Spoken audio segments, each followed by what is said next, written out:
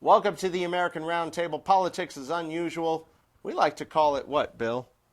The bottom line now. That's right. Bill Strickler here with me, as we always are. Thank you to Tough TV and our friends at Tough TV 38 for bringing you the truth as we see it every Saturday morning. As long as we can tell the truth, Al. Well, we try. For as long as we can. Well, but you never know. I think we're just fine, Bill. Okay. Obama and Podesta commenting and chiming in on the Russian hacking story, which it seems to be an interesting one. We have to, of course, talk about it. We have guns versus fake guns. Fake guns are getting a lot of people killed by police. They look way too real. And we're going to have a little chime in on Zsa Zsa Gabor, who died recently. Some funny quotes that she said. That, of course, and a lot more. Because this is the American Roundtable, where we try to give you what we like to call politics is unusual and the bottom line. We'll see you right back here in just a moment. Welcome back to the American Roundtable. We have so much for you. Let's start with this. This is a story you would not be hearing about had Hillary Clinton won. I'm pretty much guaranteeing it. What do you think? Well, you're going to have some reason that you lost, and why not blame it on the Russians? You know, it's kind of easy to blame the Russians. We've been doing it for a long time, and they're pretty easy scapegoats. Whether there's any meat to this, well, we'll have to find out. But here's the scoop. John Podesta, who led Hillary Clinton's campaign, he was also Bill Clinton's chief of staff, said the following. He's continued an assault on the FBI, telling Meet the Press recently that he only heard from the Bureau once about the hacked emails. Remember, his emails were hacked, revealing a lot of stuff that probably be better not coming out. That was 2 days after WikiLeaks started dropping them. The timeline per Podesta: on October 7th, the controversial Access Hollywood tape depicting Donald Trump dropped. 1 hour later, WikiLeaks starts dropping my emails into the public. Podesta said, one could say those things might not have been a coincidence. 2 days later, the FBI contacted me, the quote continues, and the first thing the agent said to me was, I don't know if you're aware, but your email account might have been hacked. I said, yes, I was aware of that.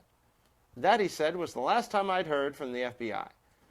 And, of course, then he continues on with, I think the Russians clearly intervened in the election.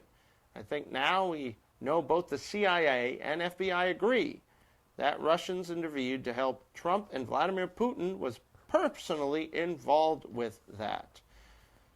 Your thoughts? Well, the facts are that WikiLeaks put out a bunch of his emails. That's factual. What he put in his emails he shouldn't have put in there, or if they were going to hurt him, he shouldn't have written them in the first place. And who knows really if it's Russia or not. Maybe it's China. Don't know. Yeah, we just don't know. And maybe they went after the Republicans. Maybe there was nothing in there to find. So what are we talking about? Somebody's complaining because somebody ratted them out? Do you think it's just because they're unhappy they lost, and so they're continuing? I think maybe there might be something to delegitimize Trump before he even takes the oath of office. Sure, something to that. Podesta's got a problem with Roger Stone, our friend Roger Stone, that he's connected in some way with WikiLeaks. So, it's sour grapes? Probably. So let's see what happens. Well, I'll tell you what, Podesta continues, this was distorted by the Russian intervention. A foreign adversary directly intervened in our democratic institution and tried to tilt the election to Donald Trump. Podesta contends that while the Russians were trying to elect a lapdog, I guess he's referring to Trump as a lapdog, it's unclear whether Trump himself knew what was going on. But that I think the electors have the right to know what the answers are. More on this in a moment on American Roundtable on Tough TV and Tough TV 38. Welcome back to the American Roundtable. Al, this is a very interesting time. There's a lot of things going on in the political world. There's a lot of things going on in a lot of things. You got the football going on. You got Alabama #1 again. You got the Cowboys only losing 2 games. So it's an interesting time. And the Electoral College. So we're going to see how that plays out, too. Well, sure. There's a story on the Electoral College. I want to hit that in a few minutes. But first, let's talk about John Podesta. He wants to fix the FBI and quickly. This is a campaign chair for Clinton, like we told you earlier. calls out a deeply broken bureau in the wake of the Russia hacks. He says he's taken a long look at the Russian hacking scandal and the FBI's role in dealing with it. And his conclusion in a Washington Post op-ed piece says the following. The FBI needs a serious overhaul, from baffling to downright infuriating. According to Podesta, that's the situation. At the same time, the FBI didn't deem it necessary to alert Democratic National Committee officials about cyber attacks.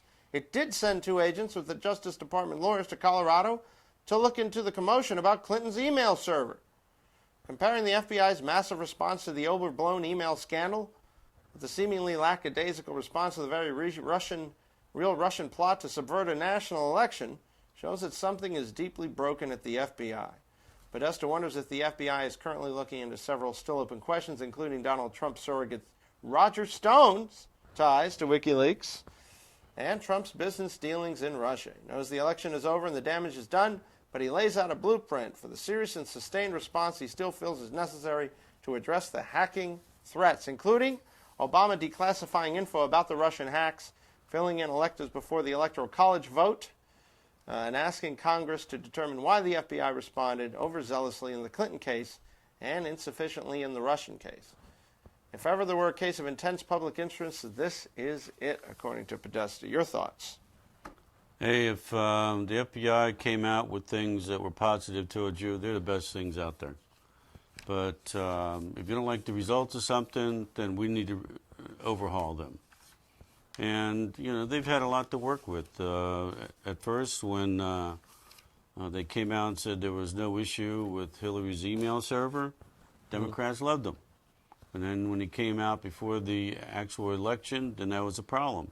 You know, to me, it just seems like there could have been politics actually have gotten into influence the FBI that shouldn't have happened. You know, it just seems like there's too many influences in Washington, D.C. And hopefully, when you get an outsider like Trump that's going to look towards change, let's see what happens. And keep in mind now, Trump hasn't even taken office yet. And they're already dogging him. So let's see what happens. I think they're going to keep dogging him. I think that that's the plan. I mean, when you lose, I guess you got to keep on, you know, fighting the person who won and delegitimizing them. I think that's really started with Bush, though, didn't it? I mean, in 2000, when it was a close race, and all of a sudden there was this call to delegitimize Bush and do recount after recount and just kind of keep the whole thing going. Of course, we saw Jill Stein do that same thing in the wake of this election. I'm still not sure what was in her head to do that, but to me it's a distraction. I think all of this is a distraction from the real issue. Well, what's the real issue, Bill? The real issue is the economy, protecting ourselves from terrorists and people who want to do the United States harm. How best to do that? I mean, you know, regardless of who leaked these emails, the information has never been disputed that's in those emails. If you went to WikiLeaks and saw the emails, I guess maybe then you'll get an idea of what's going on. But not that I'm advising that, but I'm just saying that the information is out there in the public forum. Whatever information is there, but I think it would behoove us to understand that they're not upset about fabrication. They're upset that these emails were hacked and opened up to the public.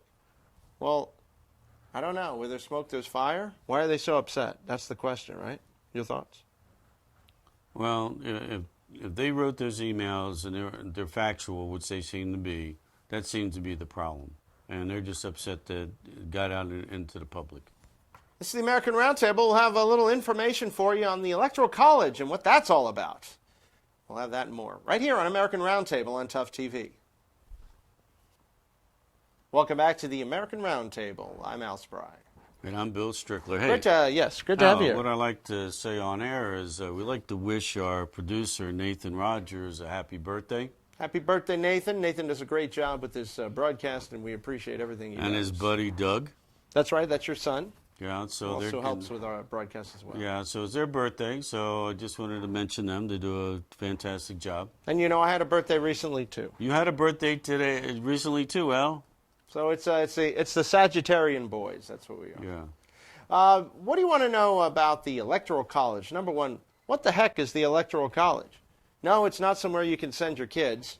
It's actually who elects the president. We use a form of government in this country called a representational government, representative government, in other words, where you have the people's vote or the people's voice is heard. They elect representatives who then do legislation like in Congress or become president. Now, there's also representatives who elect the president. This is called the Electoral College, which is just a body of people who cast the vote for president. It's not a college per se. It's an old term that they use for a group or body that elect, like the College of Bishops or someone that would elect the Pope, the College of Cardinals. So Donald Trump will be officially elected president of the U.S. Unless the Electoral College does something unprecedented. Some 538 electors will meet across the country. 306 of them are supposed to vote for Trump. I'm kind of glad this is coming out. It's a good civics lesson for everyone. The election outcomes in their states, they have to vote according to the will of the people. Unless there's something that says that they shouldn't do that. But there's even laws in 26 states that say you have to vote according to what the people's will is. You can't just say, well, I'm going to vote for whoever I want. You could, but it's really not something that's done. It probably would throw the United States into quite a hurdle, quite a mess. Yeah, we'd have a civil war, I think, if this gets overturned. And there's got to be 38 GOP turncoats that actually don't vote for Trump. And if that happens, I mean, forget about any issues with Russians or anybody else. It's going to really cause a real upheaval in our country. Well, this is an outcome seen as extremely unlikely, to say the least. Most of the voting will take place in the state capitals, where protests are expected, because, we like to protest. What the hell? Republican electors say they've received thousands of letters and emails pleading to vote against Trump. The AP reports the letters are actually quite sad, says Lee Green, a Republican elector from North Carolina. They're generally freaked out. They honestly believe the propaganda. This is a quote. They believe our nation is being taken over by a dark and malevolent force. Insiders in battleground states tell Politico, while it will be interesting to see how many electors decide to defy the election results, there's almost no chance it will change the final outcome. Most of the 160 Republicans and Democrats surveyed believe there will be 10 or fewer faithless electors. Just one thought there would be more than 37. The New York Times took a look at how the Electoral College works and whether faithless electors will be punished if they vote against the election results. Well, this is like, if you take a look at this as a boxing match, you know what the rules are going in. You know what the rules are. So then you duke it out, and somebody wins and somebody loses. And it's the way it works in life. You got winners and losers, Bill. And if you knew what the rules were, it's kind of like you're playing in the professional league, NFL, and you got to get 2 feet down, and you only get one foot down in the end zone, like in college ball. Oh, let's change the rules with 1 foot. No, the deal is you knew what the rules were going in. You can't change the fact afterwards. You're trying to change the rules after the game's been played. The game's been played already. So all this stuff here is, why are we doing this? Because we knew what the rules were, and that's the way it is. Well, we won't know the official count until January 6th, but we might have some knowledge before that. While rogue electors may not change the outcome, there may be enough of them to change the Electoral College system. The Hamilton electors, who argue that voting with their conscience is what the Founding Fathers had in mind, could cause laws in 29 states banning faithless electors to be tested, or could add weight to calls that system that to replace with one where the winner of the popular vote becomes president. I said 26 states. That law is in 29 states. This is the American Roundtable. More in a moment. Welcome back to the American Roundtable. Let's talk guns. Switch gears a little bit. In 2 years, this is an interesting and chilling statistic. In 2 years, cops killed 86 people carrying fake guns. Supposedly, these are not the fake guns of our childhood, Bill. These are guns that look exactly like the real McCoy. They're not orange or have a tip on them. It may be virtually impossible for police to tell real firearms from phony ones at a distance. Tamir Rice was one of the highest profile examples of a person carrying a fake weapon who was gunned down by cops, but as the Washington Post reports, he was far from the only one. 43 people with ultra-real looking pellet guns, toy weapons, and non-functioning weapons were killed by police in 2016, as well as 43 people in 2015. It's a consistent thing. Of these killed, 54 were white, 81 were male. But just because these guns are fake, they weren't obviously so. The Post points out almost all the real recovered weapons in these fatal shootings were highly realistic likenesses of the real deal, including BB and pellet guns. Now, of course, this begs the question. Number one, why are you carrying such a realistic-looking gun? Are you just trying to feel like you got the real thing? And then why are you getting into an encounter with police holding a realistic-looking gun? Unless, number one, you want to kill yourself. There's a death by cop thing that happens in this country, right? Suicide by cop, they call it. Where you just point something that looks like a gun at a cop, and then he has to shoot you even though he doesn't really want to. You die. You don't have to take pills. Of course, then you put this terrible thing on the cop's conscience, so I just think it's unconscionable. If you want to kill yourself, number one, call a suicide hotline. And then if you decide to anyway, don't bring a cop into it. I think this is a really bad idea. What do you think? Carrying a gun around that a policeman can see, he sees it as a threat. He perceives it as a threat because he doesn't know if it's real or not. So these people are just asking for trouble. Well, now, this is an interesting take on this story, which I find irrational. Is there have been efforts to push laws that would make air guns look noticeably different from real ones. But those efforts have been stymied by gun rights groups. So why would that be? Why would gun rights groups even care about fake guns or pellet guns or air guns? Why would they care about those? Maybe they figure that they could program people to want a real gun. They play with a fake gun, and then I'll just go buy a real one. Well, I'm just saying. I think part of the solution, according to one Alachua County, Florida sheriff, is ban the sale of toy or replica guns altogether. Why are we selling replica guns? I mean, sure, when we were a kid, we had little shooters and pop guns, but they didn't look real. Anyway, it's something to think about. More, and some final thoughts on American Roundtable. Welcome back to the American Roundtable. You know, we lost an icon of a celebrity icon recently, and I remember seeing her on the Merv Griffin show and several talk shows growing up, and she was pretty funny. She was, well, there wouldn't be a Kim Kardashian if there wasn't a Zsa Zsa Gabor. Of course, we lost Zsa Zsa. She lived to the ripe old age of 99, had some health problems over the last 10 or 12 years. I still remember when she slapped the cop. That was a big story some years ago. But, well, we want to have a little fun. Sometimes it can get a little heavy here on American Roundtable. So let's have a little fun with a few Zsa Zsa Gabor quotes. Here's one. A girl must marry for love and keep on marrying until she finds it. Mm-hmm. You got one. Husbands are like fires. They go out when unattended. Also, I'm a great housekeeper. Every time I get a divorce, I keep the house. I never hated a man enough to give him back his diamonds. A man in love is incomplete until he's married. Then he's finished. Yeah. Hope my wife doesn't hear that one. I believe that in life you should always take the serious things lightly and the light things seriously. This attitude of mine gets me into a lot of trouble. I don't remember anybody's name. Why do you think the whole darling thing started? Do you remember she used to call everybody darling? Mm-hmm. And her last quote, personally, I know nothing about sex because I've always been married.